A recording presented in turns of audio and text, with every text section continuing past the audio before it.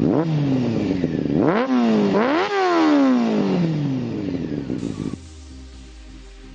going on YouTube? Welcome to a short episode of DetailMyRide.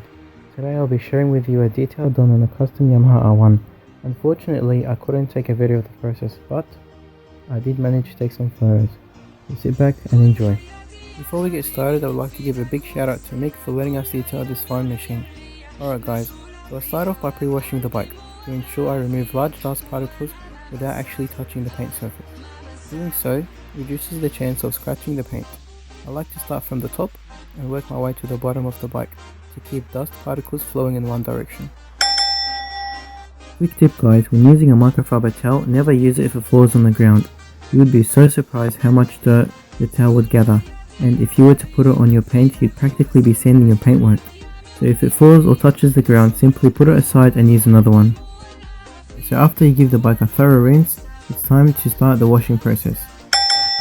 Here is a quick tip for you. Always have two buckets, one labelled wash and the other labelled rinse. The wash bucket should have the shampoo you'll be using to wash the bike, and the rinse bucket will just be filled with water. Once you start washing the bike with the microfiber towel, do not place it in the wash bucket before rinsing it in the rinse bucket. This ensures that most of the dirt taken off the bike stays off the bike and in the rinse bucket. It's really important that you start from the top and work your way down. I'll be making a video going into detail about the types of brushes I use when detailing. After you thoroughly wash the bike, ensure that you dry it off as soon as possible. You can either use air dry or hand dry.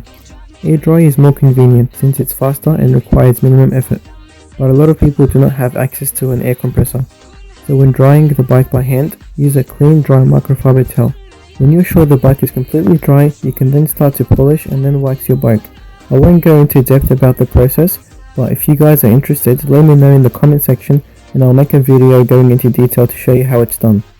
After you finish the polish and wax, ensure you lube up your chain. This is something that is often neglected but is very important for maintaining your bike. After you're finished, you then want to clean your seat and leather on the bike using a leather application. Finally, you want to ensure that the tires are cleaned. Use a tire shine. I really hope you liked the video. If you have any questions or if there are some things you want me to elaborate or if you want me to make a video about specific things, make sure you leave your comment below. I do read the comments and I'll be answering them. If you like the video, please do give it a thumbs up, share the video with your friends and ride safe. Take care.